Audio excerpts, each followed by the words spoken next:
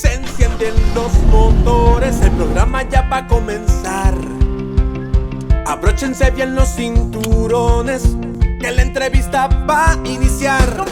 Plática amena que Selim ya va a realizar, con invitados que su vida nos van a contar. Hay emociones, sentimientos, todo puede pasar. Ven, súbete y vámonos a Jalo. Ven, súbete y vámonos a Jalo. Ven, súbete y vámonos a Jalo. Ven, súbete y vámonos a Jalo. Ven, súbete y vámonos a Jalo.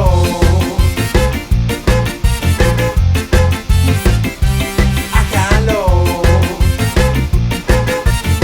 Ven, súbete y vámonos a Jalo. Ven, súbete y vámonos a Jalo. Ven, súbete y vámonos a Jalo. Ven, súbete y vámonos a Jalo. Ven, súbete y vámonos a Jalo. Con Selim López. Hola, ¿qué tal? Muy buenas, bienvenidos a Jalón. Les saluda Selim López. Estamos listos y preparados para el programa de este día. Hoy hablo con una colega que también tiene un importante cargo y es funcionaria de la Alcaldía Municipal del Distrito Central. Hoy hablo con la buena amiga Silvia Sosa Brocato, regidora de esta comuna capitalina. Hoy me cuenta su historia de vida, sus orígenes en Puerto Cortés y cómo terminó trabajando aquí y viniéndose a Tegucigalpa y convirtiéndose en regidora. Así que le pido que después de esta pausa se quede conmigo y conozca la historia de vida de Silvia Sosa Brocato.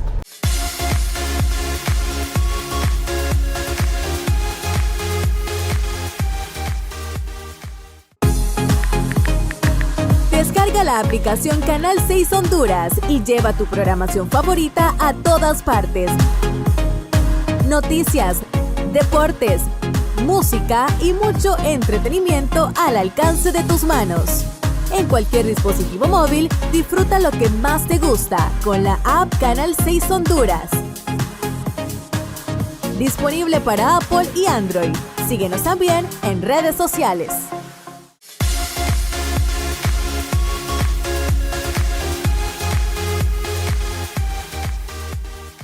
Qué verdadero placer poder contar con su presencia hoy, mi estimada Silvia Sosa Brocato. Quiero contarles a los televidentes de Ajalón que desde el momento en que le mandé el mensaje me dijo sí, y agradezco ese sí porque sé que está con una agenda muy apretada por su cargo ahora como regidora en la Alcaldía Municipal del Distrito Central, pero recordar que en algún punto de la vida coincidimos en el inicio de UNETV. Pude conocer su forma de ser, su forma muy profesional de hacer las cosas, una mujer muy organizada. Y bueno, hoy la vida, las oportunidades se dan para que usted esté como funcionaria pública, pero sé que no ha perdido ese don de gente que la caracteriza. Así que muchas gracias por estar conmigo, gracias, Silvia. Selim. Gracias por las palabras. Y sí, bueno, qué bonito comenzar el programa recordando el inicio también de un gran proyecto que fue UNETV, ¿no? Que realmente era necesario tener un medio de comunicación como este y qué bueno que estuvimos compartiendo eso, que fue el inicio de un gran proyecto, no un proyecto solo como un medio de comunicación cerrado en paredes, sino en ese compromiso para comenzar con este proyecto que todavía no culmina, al contrario, inicia la construcción de patria. Claro. Bueno, tengo que arrancar como con todos los invitados. La primera pregunta que le hago a todo el mundo, Silvia, es ¿dónde tiene el ombligo enterrado? Buena pregunta. Bueno, mi ombliguito quedó enterrado en Puerto Cortés. Somos originarios de Puerto Cortés, mire qué cosas. Yo nací en San Pedro Sula, pero solo me llevaron a nacer a San Pedro. Mi ombliguito está enterrado en Puerto Cortés. Somos originarios de allá, crecí casi que mi niñez en Puerto Cortés, luego por circunstancias ya de universidad me tuve que mover para San Pedro Sula y allá fue donde estudié Ciencias de la Comunicación y Publicidad en la Universidad de San Pedro Sula y posteriormente también por esas cosas de la vida y por prácticas profesionales me trasladé a Tegucigalpa, pero sí, también estuve laborando en la alcaldía de Puerto Cortés cuando estaba estudiando la carrera de Ciencias de la Comunicación en el gobierno de don Marlon Lara. Entonces me encargué prácticamente de llevar todo lo que era la imagen y relaciones públicas del alcalde. Ahí aprendí mucho de la municipalidad y la verdad que siempre me gustó interesarme en las cosas públicas. Mi mamá, mi familia siempre estuvo de una u otra forma proyectándose en distintos grupos sociales de Puerto Cortés, y yo creo que de ahí nace toda esa vocación de servicio, porque igual el periodismo es un apostolado de servir. Definitivamente. Se me fue y me hizo un resumen, pero lo vamos a desmenuzar un poquito.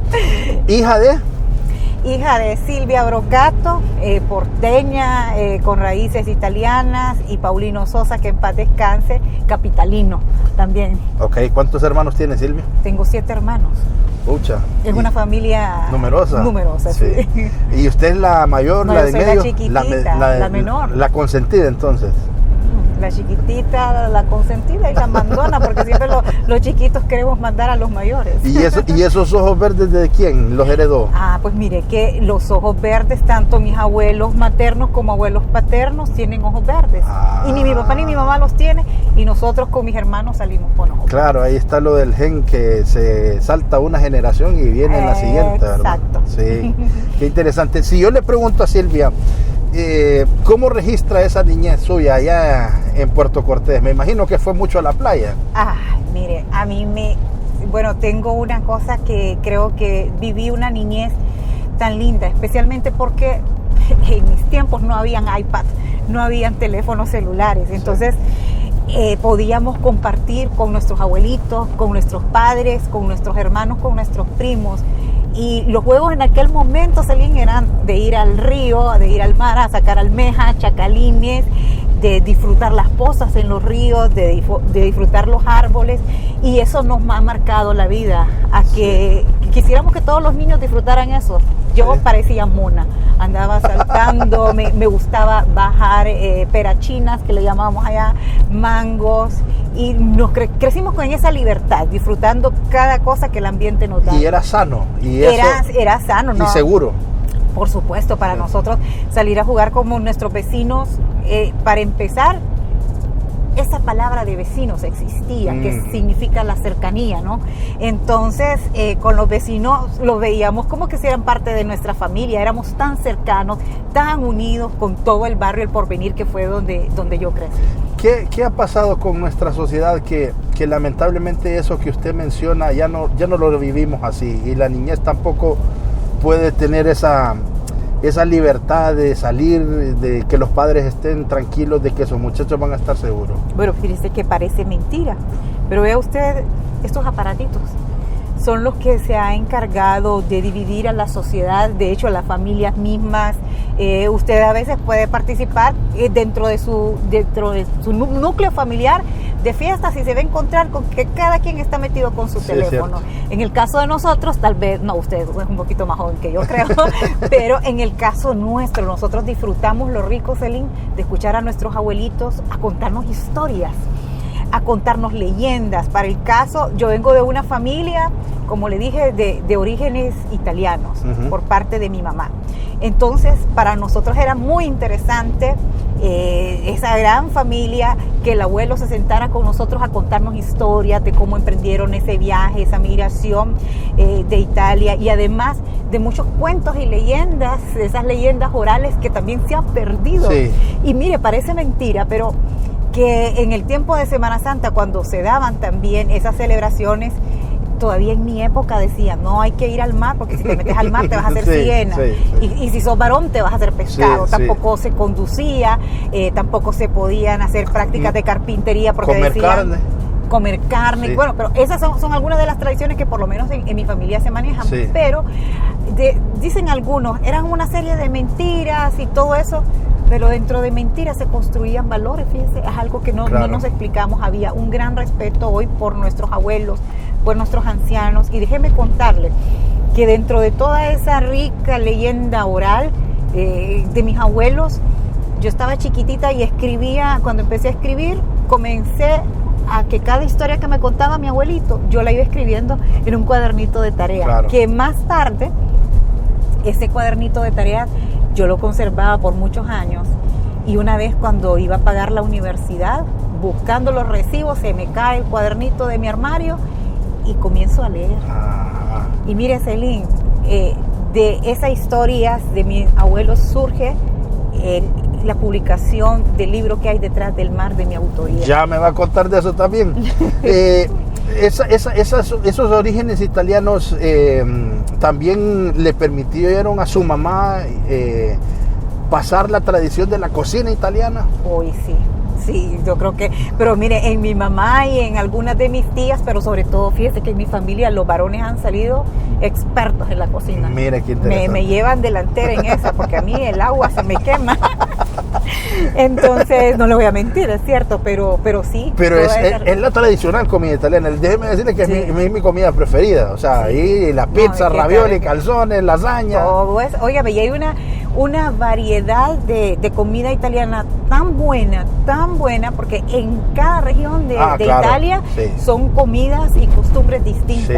Sí. Pero fíjese que me pasó algo a mí. Yo fui a Italia y dije, bueno, yo estoy acostumbrado a comer la pizza de aquí, ¿verdad? Sí. Y entonces cuando me voy a Italia, yo la sentí hasta un poco simple. Sí, distinta. ¿Verdad? Es muy distinta, ¿verdad? Pero tiene su secreto, porque, digamos, la cocina italiana, miren, cada familia italiana usted va a encontrar en la casa, en ese hogar, un huerto familiar, donde están los ajos, donde está el tomate, donde está el chile, donde está la albahaca, que son ingredientes que no pueden faltar en ninguna cocina de una familia italiana. Entonces, la salsa de la pizza, la salsa de los espaguetis es orgánica.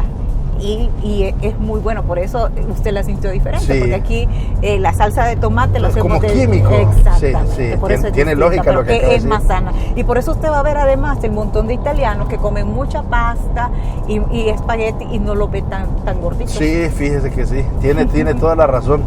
Pero su platillo preferido, ¿cuál es y quién de sus hermanos lo hace bien o quién le copió bien la receta a la abuela? Mire, de los platillos italianos me gustan la mayoría. Me gusta mucho, hay una arancina que se llama, que la arancina en Italia podría ser como lo nuestro aquí, la baleada. Es un plato típico de allá que se hace con arroz, se hace con papa y a lo interno tiene mozzarella, se puede hacer con pistacho, bueno, hay distintas formas de hacerla también. Ese es el que le da muerte lenta, como dice. No, yo me puedo comer cada vez que voy a Italia de esas aranchinas, pierdo la cuenta. Pero me encantan las arachinas, además de las pizzas. No, es que la comida italiana, la verdad, tiene siempre el toquecito ese rico, es precisamente porque utilizan mucho los ingredientes orgánicos y además el aceite de oliva, que es distinto al aceite que nosotros consumimos acá. Claro. Qué interesante. Entonces, la niña Silvia jugó, pudo vivir esa experiencia de seguridad, de andar con sus amigos, de tener a los vecinos como familia. ¿La escuela la hizo dónde? Ahí en Puerto Cortés. También interesante porque cuando llegaron mis abuelitos prácticamente son de una familia fundadora en Puerto Cortés. Ellos, mi abuelita era inglesa, entonces ellos construyeron lo que se llaman kindergarten. Y donaron los terrenos. Y mire qué interesante, que recientemente nosotros estuvimos con el alcalde en el mercado San Isidro. Y entonces ahí en Puerto Cortés se da una historia que le voy a contar también, cómo se va asentando y acrecentando en nosotros mismos todos esos valores y tradiciones. En Puerto Cortés, nosotros crecimos, somos originarios del barrio El Porvenir, ahí está casi toda la familia Brocato. Entonces ahí, cuando ellos llegaron, como le digo, Puerto Cortés era más agua que tierra. Y los italianos que llegaron le llamaron la Piccola Venecia. De ahí entonces, ellos como muy buenos católicos, el 6 de agosto celebra en la comunidad de donde somos nosotros, mis abuelitos, mis antepasados, de un pueblo que se llama Cefalù, en Sicilia. Ahí celebran el Día del Patrón Salvador del mundo. Y ese 6 de agosto, como Puerto Cortés, le digo, no contaba con la infraestructura que tiene hoy, le llamaron la Piccola Venecia porque el medio de transporte eran las canoas. Entonces, y andaban con los quinques porque tampoco había energía. Y de ahí surge la celebración de la Noche Veneciana, que luego los porteños la adoptaron para la celebración de la Virgen de la Asunción, y hoy por hoy constituye una de las celebraciones marcos de la Feria Agostina de los porteños, para que vea usted cómo las costumbres se van. ¿Cómo incidió su origen? Tiene ya más de un siglo que se celebra la Noche Veneciana en Puerto Cortés. Sí, qué interesante. Entonces decide estudiar Ciencias de la Comunicación, ¿por qué? ¿Inspirada en qué? Ay, mire, cuando yo estaba pequeñita, tuve una relación, me marcó mucho la relación con mis abuelitos. Y mi abuelo paterno, Francisco Sosa, me ponía a escuchar las noticias con él, me ponía a leer los periódicos. O sea, cuando yo iba a la escuela, él me motivaba mucho, y era el viejito que estaba siempre al inicio de los desfiles, porque decía él que el orgullo era que su nieta llevaba el estandarte de la escuela. Entonces, en esa escuela, como le dije, y como eran fundadores los abuelitos, ellos fueron los que donaron el terreno para la construcción de la escuela, y ahí fue donde nosotros crecimos casi todos los nietos en la escuela Marco Aurelio Soto del barrio El Porvenir. Mire, pero entonces sí hay un vínculo cercano en recordar que las noticias las escuchaba con su abuelo. Ah, sí. Y eso decidió usted estudiar. Sí, me marcó, porque fíjese que con mi abuelito yo escuchaba las noticias que venían de Cuba en unos radios así. Le gustaba a mi abuelito escuchar esa radio cubana. Onda corta, creo que era, sí, ¿verdad? Correcto. Y también Radio América. Yo crecí escuchando a Edgardo Vallejo. Y le digo que a mí me encantaría todavía trabajar en Radio América. Sí. Es la radio con la que yo me identifiqué. Y en radio también unos primos míos tenían la primerísima en Puerto Cortés, que era La Voz del Atlántico.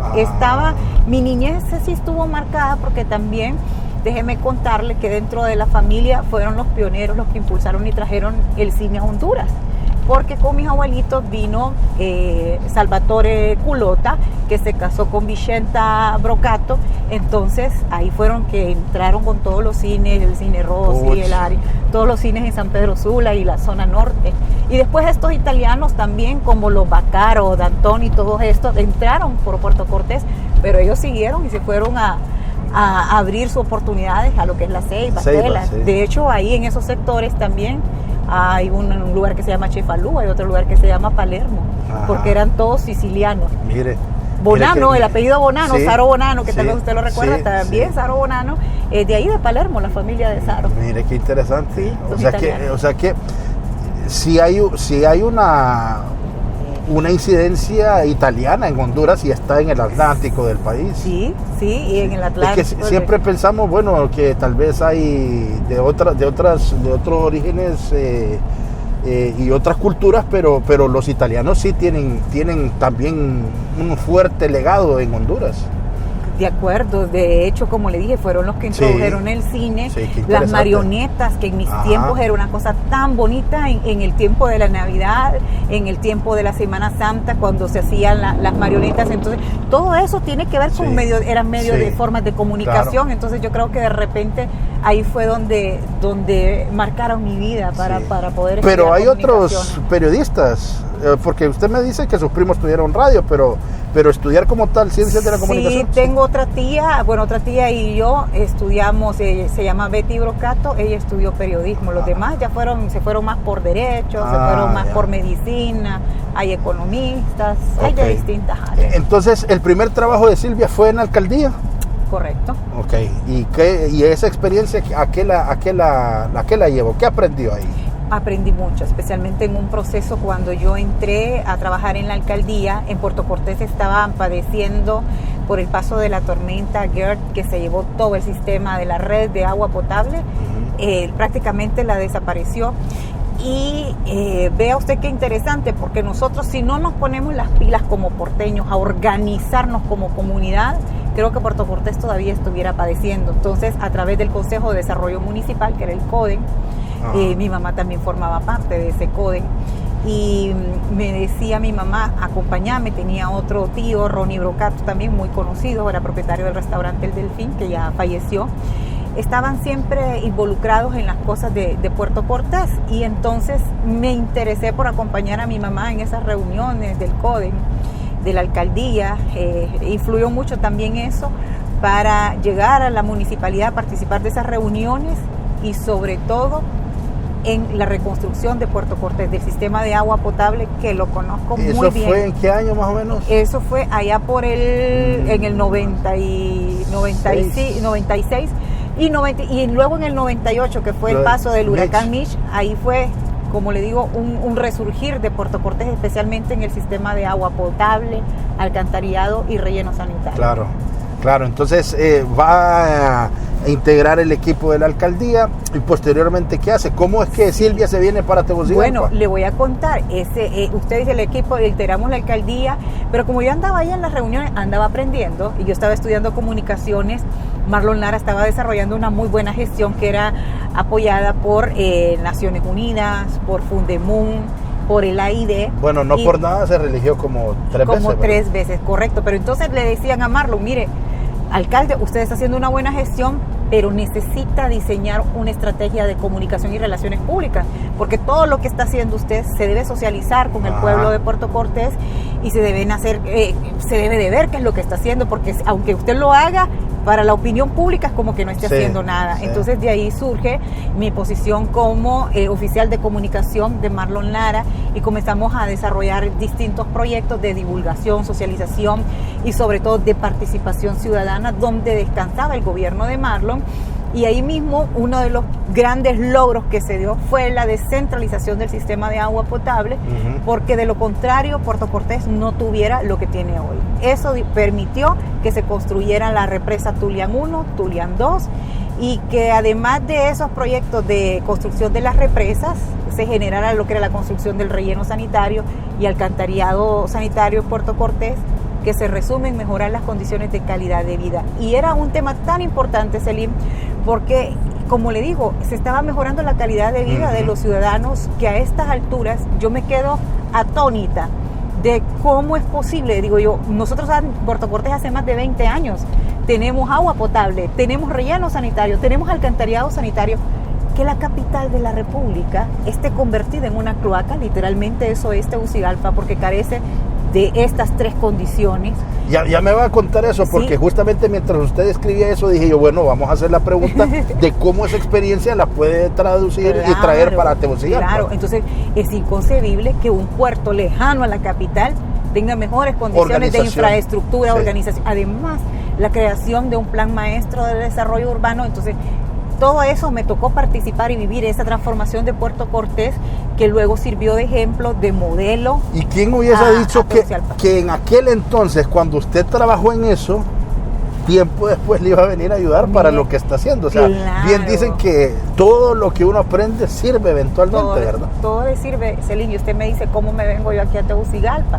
Pues fíjese que precisamente participando en ese proyecto de Puerto Cortés me tocaba venir seguido a Tegucigalpa, capacitaciones, que con el AID, que con el PID, que con Naciones Unidas, y así fue como yo agradezco a Carla Pozas Mesa, que me ilustró mucho, me ayudó mucho a poder desarrollarme en esa gestión de comunicación en la alcaldía de Puerto Cortés. Y así fue como yo poco a poco vine luego a trabajar con un proyecto de Naciones Unidas. El presidente Zelaya era el ministro del FIS, oiga bien. Entonces lo conocimos a él porque era uno de los secretarios de Estado que más creía en los procesos de descentralización, de participación ciudadana y de transparencia en gestión pública. Bueno, entonces, y la historia registra que el legado de Mel en el FIS se vio a nivel nacional. Sí, fue muy bueno. O sea, fue un muy buen ministro en ese ramo. Y entonces ahí fue donde conocimos al presidente Zelaya. Y luego también, como le dije, el señor Jeffrey Avina, que fue un representante de Naciones Unidas, en una oportunidad que visitó Puerto Cortés, el alcalde no estaba. Entonces me pidió Marlon que lo apoyara y que le contara al señor Avina todos los logros que habíamos hecho gracias al auspicio de ellos mismos. Entonces él tuvo una muy buena impresión de mí. Y entonces me dice, yo la invito a que participe en un proyecto que tenemos allá en Tegucigalpa. Y es así como yo vengo. ¿Qué significó venirse de Puerto Cortés para Tegucigalpa? ¿Le dolió? Duele, pero al mismo tiempo significa crecimiento en todo aspecto. Claro. Una gran oportunidad. Como le dije, siempre la oportunidad estaba ahí para poder seguir creciendo. y vea que no me arrepiento, porque luego de que estuve en ese proyecto del PNUD, después el presidente Zelaya me pidió que le acompañara en su campaña política, en la estrategia de comunicación. Y al inicio lo trabajé en San Pedro Sula, regresé otra vez a San Pedro Sula a trabajar 9 departamentos, nos asignaron en la zona norte, que la ganamos en la campaña interna del presidente Zelaya, y luego cuando ganamos me dijo, bueno, tenés que venirte para Tegucigalpa para trabajar con Hugo Noé Pino, que era el encargado de campaña, el coordinador de campaña a nivel nacional, Lucio Izaguirre, Edwin Araque, y entonces ahí fue donde comenzamos a desarrollar estrategias también con los asesores internacionales, y fue otra gran experiencia. Luego cuando ganamos, entonces ya me invita a formar parte del gobierno. Sí, o sea que sí también fue construyendo una carrera política prácticamente. Desde el momento en el que asume esa responsabilidad en la alcaldía, pues las cosas se fueron dando para que Silvia también incursionara en el aspecto político. Sin querer queriendo, ya estaba ahí. Yo creo que política he sido siempre, porque desde chiquitos, mire, es que nos han querido separar o divorciar de la idea de que dicen, no hay que politizar las cosas, nosotros somos sujetos políticos de nacimiento. Yo participaba desde mi escuela, en la junta directiva, siempre fui presidenta, y todo lo que se hace en nuestras vidas son por situaciones políticas, y por ende somos políticos. Pero créame que a medida me fui desarrollando, fui aprendiendo, me fue gustando más la política. Sí. ¿Qué significó el golpe para usted? Bueno, otro gran aprendizaje, una gran oportunidad para poder crecer más en mis convicciones, y donde definitivamente marcó la parte más política que yo no conocía, y que usted ahorita me lo dice, venía formando una política, pero el golpe de Estado me hizo reflexionar, o más que reflexionar, como reaccionar, que debía de estar en el lado correcto de la política, en el lado correcto de la historia, y no me arrepiento. Dejar de ser expectante y ser participante. Creo que eso es lo mejor, a lo que todos debemos apostarle en el país, especialmente en esta otra etapa que estamos ahora. Sí. Es que estuve la vez pasada con el comisionado propietario de Conatel, José Antonio Morales, y me dijo que ese periodo del golpe fue lo que a él le hizo reaccionar y dejar de ver y participar. Y yo creo que muchos hondureños tuvimos ese despertar en ese momento. ¿Sí? Cada quien lo vivió desde su perspectiva, pero esa ruptura del orden constitucional sirvió para que mucho hondureño tuviera conciencia, y que, bueno, dejáramos de ser eso, expectantes, y participáramos, que dejáramos de ser complacientes y empezáramos a exigir, que empezáramos a tomar parte de ese derecho que nos asiste, de la protesta, y de decirle a nuestras autoridades, hey, párenle, ¿va? Claro. Dejen de estar ya fregando. Pero ¿va? Eso también tiene un antecedente, le voy a decir, porque como le contaba que yo había participado en todo lo que era el diseño de la campaña de la estrategia de comunicación del presidente Zelaya, cuando era candidato, nos estábamos enfrentando frente a un puño firme de Pepe Lobo, y Manuel Zelaya hablaba de un poder ciudadano, que nosotros quedábamos, bueno, ¿y eso qué es? Solo él sabe lo que va a hacer. Y mire, Celín, déjeme decirle que vinían estrategas internacionales y le decía, no, presidente, su campaña debe de ser, no, lo mío es poder ciudadano, participación ciudadana. Entonces ahí como que llega también a lo que yo había recorrido en lo que era participación ciudadana desde un municipio en Puerto Cortés, y tenía una visión corta, se lo voy a decir, de lo que era la participación ciudadana, que en el momento me tocó desarrollar estrategia de comunicación, donde el pueblo se organizaba y participaba en cosas puntuales del municipio. Pero ese concepto de participación ciudadana llevada ya a una campaña presidencial, yo como que todavía decía, bueno, no sé qué onda, qué nos quiere vender. Y créame que no lo entendí. Pasó la campaña, Mel ganó. Y yo dije, ¿cómo ganó este hombre con eso del poder ciudadano?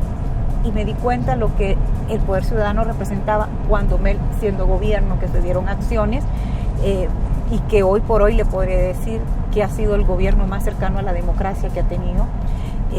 Como comunicadora, como estudiante de comunicación, también estudié ciencias políticas.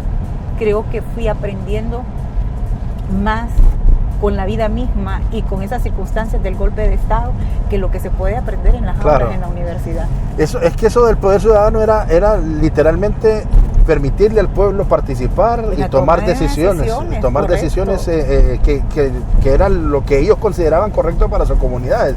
Y era el proyecto de las famosas mesas ciudadanas, que el presidente se iba y literalmente priorizaban proyectos juntos, cuáles eran las necesidades. Un hecho histórico, un hecho histórico que definitivamente vemos nosotros, y después estaba conduciendo esas mismas movilizaciones a que la gente se dio cuenta que la Constitución, que es una serie de leyes, que es un marco de lo más injusto que puede haberse dado en la historia de nuestro país, era necesario hacerla. Pero para eso se abría esa consulta popular, que fue lo que detonó en un golpe de Estado. Eventualmente los grupos oligárquicos y esa facción de empresarios que estuvo a favor del golpe vendió la idea de que Mel era populista y que nos llevaba a un socialismo y que iban a comer niños y que iba a haber una expropiación y que iba a haber todo una sarta de mentiras que al final, pues, hay que decirlo, mucha parte de la población lo creyó. ¿Cierto? O sea que esa campaña, esa mentira dicha varias veces, terminó calando en muchos pensamientos de hondureños que sí dijeron que estaba bueno lo que le estaba pasando. Pero ¿por qué caló? Las condiciones eran distintas. Mire, usted formó parte también de un medio de comunicación que tuvo su protagonismo histórico en el tema del golpe. ¿Pero por qué? Porque usted sabe que la verdad ha estado secuestrada en nuestro país. Los dueños de los grupos de poder son los mismos dueños de los grupos de producción, de los medios de comunicación, y manipulan la información. Entonces, el papel fundamental que jugó su medio en ese momento del golpe de Estado le abrió los ojos al pueblo hondureño, y con él se fueron sumando otra serie de colegas que hacen periodismo independiente. Luego surge UNETV, y así se ha podido construir. Hoy los escenarios son totalmente distintos, son adversos a lo que se dio en el 2009, porque también recuerde el papel que están jugando ahora mismo las redes sociales. Claro, que ya lo vamos a abordar. UNETV surge cuando Juan Orlando Hernández se robó las primeras elecciones, porque bueno, ya está además dicho que hay evidencia clara de que en esa primera elección que enfrentó a doña Xiomara con Juan Orlando, doña Xiomara ganó, pero al final Pepe Lobo le entrega la banda presidencial a Juan Orlando Hernández, y ahí en ese momento el protagonismo de UNETV, porque como medio de comunicación se atrevió a decirle narcodictador, se atrevió a decirle que estábamos en una narcodictadura, se atrevió a hablar de los actos de corrupción, se atrevió a denunciar todo, y usted formó parte de ese equipo de periodistas que le decían todos los días a Juan Orlando Hernández sus verdades. Mire, fue otra situación, otro momento bien importante en mi vida que me ha marcado grandemente, porque me preguntaban, ¿cómo fue que estudiaste comunicaciones? ¿Por qué no estás en la televisión? ¿Por qué no has querido participar y te has dedicado a trabajar en el gobierno o en organismos internacionales? Y yo les decía, bueno, porque simple y sencillamente no me identifico con la línea editorial de los medios que hay aquí en este país. Porque también me impulsó a que cuando yo estaba chiquita decía, ay, yo voy a hacer justicia a la gente pobre, no le prestan micrófono y nada. Entonces, después del golpe de Estado, cuando Mauricio Ramos me habló de participar, primero la idea era hacer un periódico. Y yo recuerdo que tuve que salir del país y le digo a Mauricio, mira, te dejo a estos compañeros, colegas, y con ellos los podés montar. Cuando yo regreso, me dice Mauricio, bueno, y fíjate que estoy ahora metido con un canal. Entonces le dije, fíjate que no quiero, porque dicen que ese canal es de Mel. Y ahorita todo lo que huele a Mel, que no sé qué. Entonces a uno también, siendo funcionario, le golpeó esa parte de que le quisieron vender a la gente que Mel llevaba por mal camino al país, y todos los funcionarios fuimos perseguidos, todos fuimos perseguidos. Entonces le decía a Mauricio, fíjate que a mí en ningún lado me han querido dar trabajo. Incluso por primera vez busqué un medio que creí que me podía poder desarrollar ahí en este momento histórico, y siendo muy amigos del presidente, muy amigos nuestros, me dijeron, no quiero gente de Libre trabajando en mi medio. Entonces le digo a Mauricio, creo que no, me dice Mauricio, yo te invito a que formes parte de este proyecto, no es cierto eso que están diciendo. Y yo me quedé, comencé a trabajar en todo lo que tiene que ver con el canal, desde los colores, que en ese momento hablábamos con Mauricio, le decía, mira, ahorita lo que está son las redes sociales, el color del medio debe ser una marca azulita, porque la tendencia son las redes sociales. En otros países ya no están usando la televisión, están usando más las plataformas de redes sociales, entonces tienes que crear algo que sea con el Facebook. En ese momento era Facebook, entonces de ahí surge el colorcito azulito de UNE. Y bueno, el nombre sí, fue un nombre que ya lo creó Mauricio cuando yo llegué, me dijo se va a llamar UNE. Y yo le dije, pero qué nombre más bueno, porque es una forma para, desde el punto de vista mío de comunicación y publicidad, para poderlo vender. ¿Qué nos une? Nos une el amor a Honduras, nos une tantas cosas, y el surgimiento de este medio de comunicación en medio de que se dice que las familias están divididas va a ser un medio que une. Y es así lo que hemos logrado, y nos ha unido hasta con hondureños que están más allá de la frontera. Y de ahí además surge poder tener esa conexión con quienes están más allá de la frontera, un segmento que realmente UNE TV es un medio de un corte tremendamente político, pero sobre todo que está también apostado a la causa del pueblo. Yo creo que, mire Celín, nosotros como medio Nobel, digámoslo así, en la última década en Honduras, estábamos compitiendo con otros emporios económicos. Salió La Tribuna TV, salió GoTV, y lastimosamente no fueron tan exitosos, pese a que tenía toda la parte económica, como lo ha sido un canal que realmente ha nacido de las entrañas del pueblo, ha nacido con muchas limitaciones económicas, pero sobre todo, y aquí quiero dar a reconocer el trabajo de todas aquellas personas que han contribuido y contribuyeron con nuestro medio para poder estar donde nosotros estamos hoy, porque lo más difícil es levantar un medio de comunicación sin que sean miembros de grupos económicos, claro, o representen los intereses de los grupos económicos, y especialmente en tiempos de dictadura, de oposición. Claro. No es fácil, y creo que lo que más teníamos todos ahí era dignidad, el alto compromiso de seguir haciendo una tarea que tenemos pendiente aún como periodistas, y poder llevar la verdad al pueblo, exponiendo nuestras vidas. A eso todos quería llegar. ¿Sufrieron amenazas, persecución? Uy, sí. Nosotros, pues bien difícil para nosotros como medio. Teníamos todo adverso, o sea, toda la maquinaria económica, por un lado, diciendo que el canal era de Mel, que también te voy a decir, nos benefició en el sentido de que Mel es Mel, pues, o sea, tiene un nicho, una serie de seguidores que se engancharon a nuestro medio creyendo que el canal era de Mel, y entonces eso para nosotros representó un éxito. Y como le digo, en medio de crisis hay que sacar oportunidades, claro, y esa era la oportunidad que teníamos para crecer. Y bueno, después de esa participación y ese papel periodístico de decirle las verdades al gobierno y de hacer conciencia a la población de que íbamos a un tercer proceso electoral, porque esas primeras elecciones no existía una, y después fuimos a lo de la alianza con Salvador Narrala, y después este proceso donde gracias a Dios salió victoriosa doña Xiomara. Silvia también integra las filas de la nómina de Jorge Aldana para las elecciones internas y posteriormente las elecciones generales. Le pregunto porque yo llamé a Aldana justamente el día de la elección y le digo, dime, o sea, de verdad, mucha gente no pensaba que esto iba a ser una realidad, porque Tegucigalpa tiene una tradición cachureca en la alcaldía, pero fuerte, ¿verdad?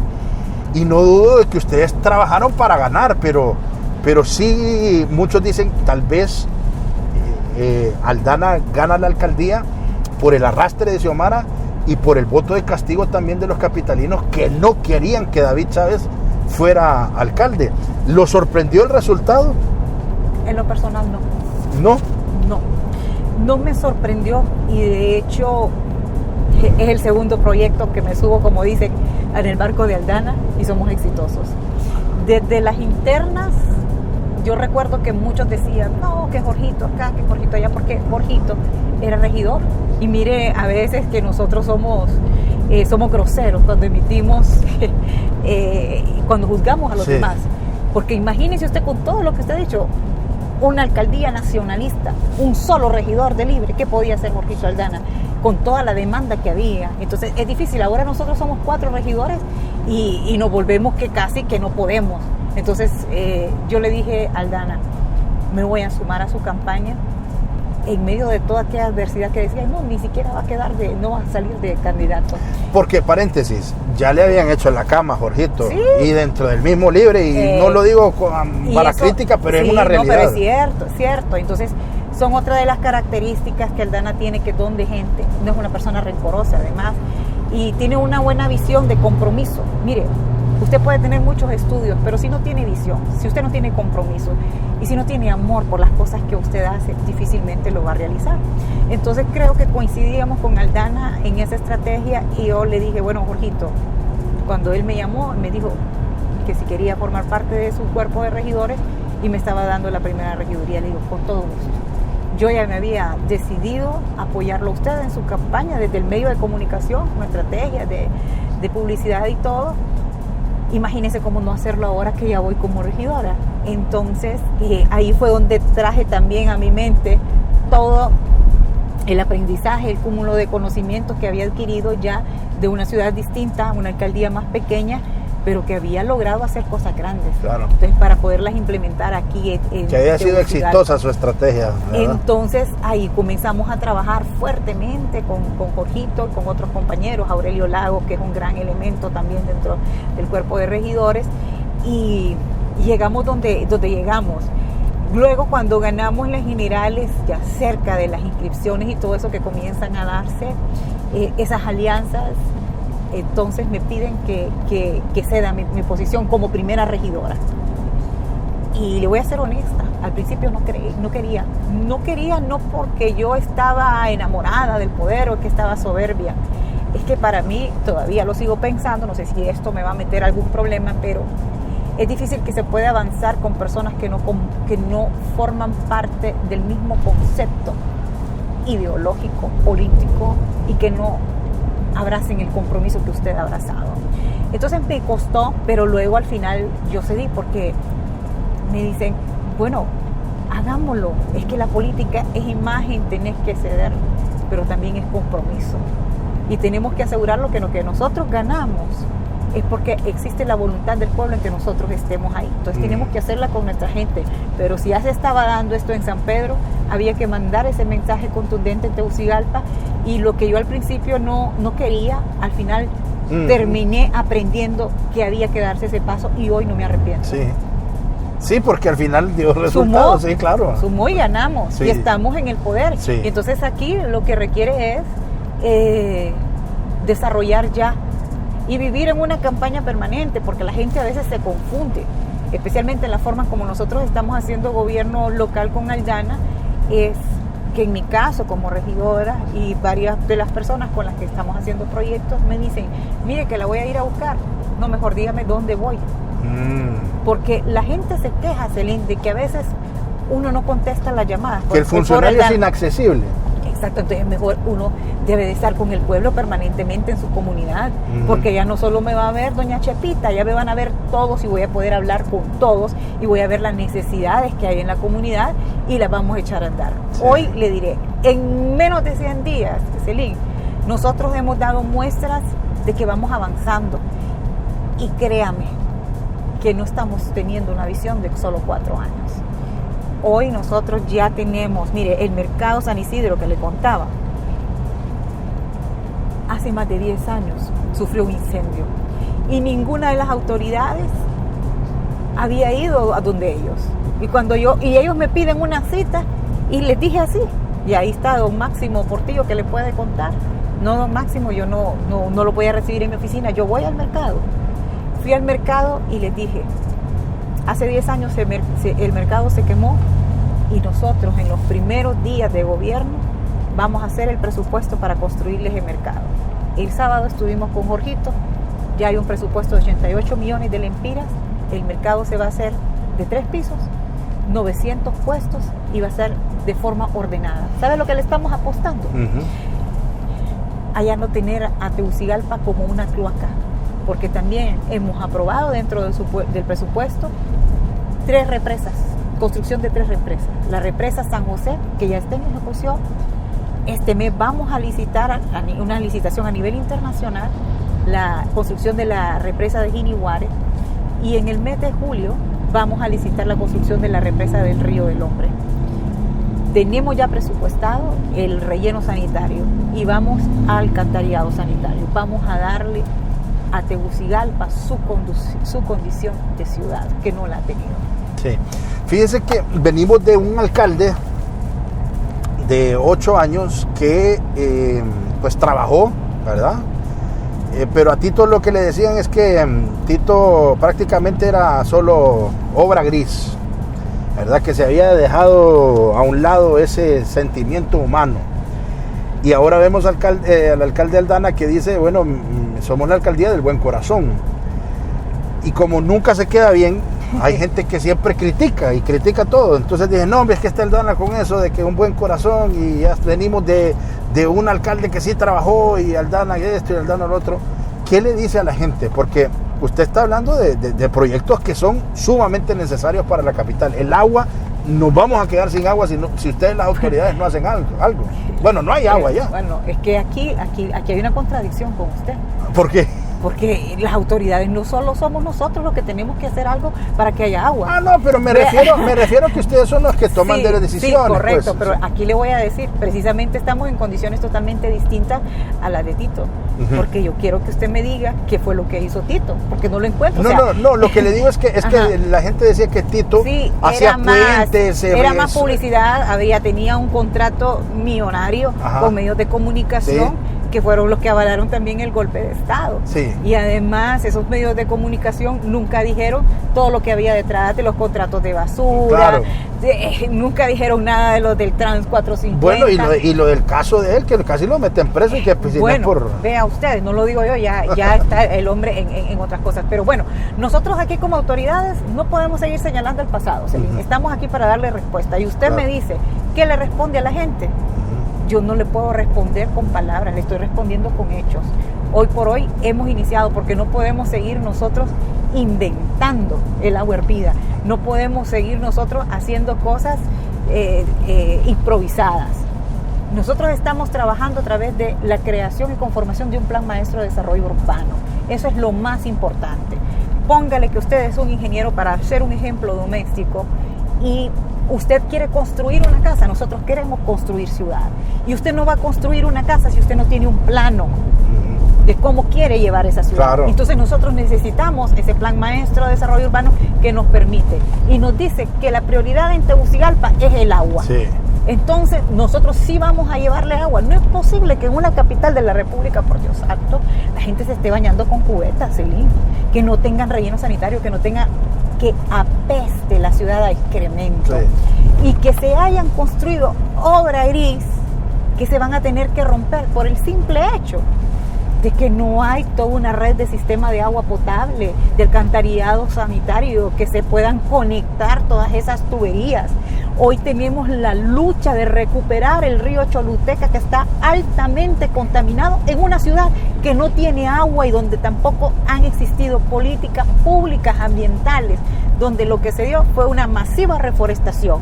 Y entonces por eso le digo, que haya agua es una condición que no solo compete a las autoridades municipales, sino también al ciudadano, claro. A no incendiar, a no talar, a no contaminar el río. Entonces nosotros sí estamos construyendo ciudad. Y si la gente dice no están haciendo, es porque no están participando. Como le decía, en menos de los 100 días, que no sé quién se inventó esto, pero nosotros en menos de 100 días, mire, tenemos 17 centros escolares que los mantiene la alcaldía con una merienda escolar digna. Tenemos guarderías donde las madres solteras van a dejar los niños, también se les da alimento a los niños. Tenemos también la oficina de la mujer municipal, donde se dan consultas gratuitas a las mujeres, exámenes ginecológicos, odontología, capacitaciones además para que puedan emprender un negocio teniendo en consideración de que son la mayoría cabezas de familia y necesitan llevar sustento, alimento a sus hogares. Entonces estamos cambiando y poniéndole un rostro humano, que ahí es donde se resume la ciudad del buen corazón. Y para que vea usted, desde ahorita lo voy a invitar, el próximo lunes tendremos una conferencia de prensa, porque vamos a darle la guerra, la batalla a la basura, a los desechos sólidos. Vamos a inaugurar con el apoyo de toda la población capitalina, el primer parque de recreación reciclado en Honduras. Tenemos un personaje reciclín, estamos haciendo tareas de ambiente, de desarrollo humano, porque no podemos hablar de desarrollar una ciudad si no pasa primero por el desarrollo humano, sus habitantes, que es la riqueza más grande que tiene nuestro municipio y nuestra ciudad.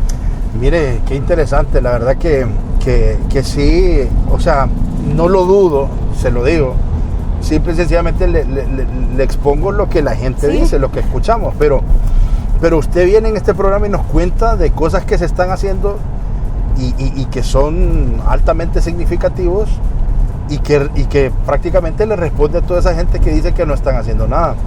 Mire que el tiempo se nos está acabando y ya estamos llegando al final de la entrevista.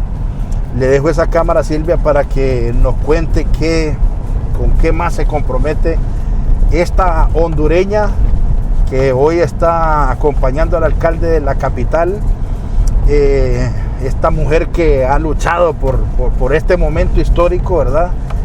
Tenemos por primera vez una presidenta mujer y qué interesante, qué orgullo, porque nunca pensé yo verlo, pero siempre decía, cuando Honduras tenga una mujer presidenta las cosas van a cambiar. Y bueno, ¿qué le dice a los capitalinos y al pueblo hondureño en general?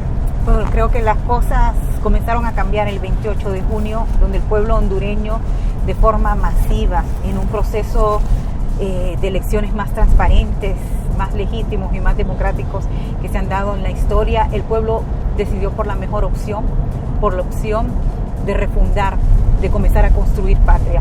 La patria se construye desde cada uno de los rincones, desde cada una de las entrañas de nuestro país. Al final de cuentas somos hondureños, queremos lo mejor para nuestro país, para nuestra tierra, para nuestros niños, para nuestros hijos. Y lo mejor pasa por poder descansar. Usted dice, no se sabe qué es lo que se está haciendo. Y no se va a saber, especialmente cuando los medios de comunicación tienen una agenda distinta, ajena a los intereses de ellos y los grupos que representan. Pero si nosotros estamos trabajando con y para el pueblo, entonces el pueblo sí sabe que sus autoridades le estamos respondiendo. Y eso lo sentimos cada vez que viajamos a cada una de las comunidades donde hicimos compromisos en campaña que cada uno les estamos resolviendo y les estamos cumpliendo. Y eso es lo que más nos dignifica, porque venimos comenzando toda una carrera política, pero más que todo venimos comenzando a hacer esa tarea pendiente que todos hemos tenido, la construcción de ciudad y la construcción de patria, y lo vamos a culminar juntos. Qué interesante. Gracias, Silvia. A usted por el jalón. Y espero que se haya sentido cómoda. Por supuesto. Que esta no sea que esta sea la primera vez, pero no la última, ¿verdad? Que volvamos a platicar. No, y usted como buen periodista también nos tiene que criticar, invitarnos otra vez y decirnos, no, claro, y usted no dijo esto. Sí, claro, créame que sí. Entonces, por supuesto. Porque estamos a la expectativa, de verdad que tienen el momento histórico y la oportunidad para de verdad demostrar que todo lo que vinimos, o lo que escuchando el pueblo y ustedes diciendo, no solo fue una promesa de campaña, no solo fue del diente al labio, sino que lo materializaron, ¿verdad? Hoy la oportunidad que tiene doña Xiomara, la oportunidad que tiene Libre como tal y la alianza. Yo creo que aquí es la oportunidad que tiene Honduras. Claro. Creo que de poder reivindicarnos de y donde de poder venimos. Construir ese poder popular. Claro, y de donde venimos, 12 años nefastos, sinceramente, y ustedes en la alcaldía, pues de hacer las cosas distintas para bien de todos los capitalinos. Bueno, y algo importante también, mire que ya me pasé el error de unos minutos, y es que cuando usted tiene poder, hay que saber administrarlo, y el poder no se entrega fácilmente, así que este es el momento para poder construir poder popular. Sí, bueno, gracias Silvia y gracias a ustedes por haber estado con nosotros. Los esperamos el próximo viernes. Que estén bien. Se encienden los motores, el programa ya va a comenzar. Abróchense bien los cinturones, que la entrevista va a iniciar. Plática amena que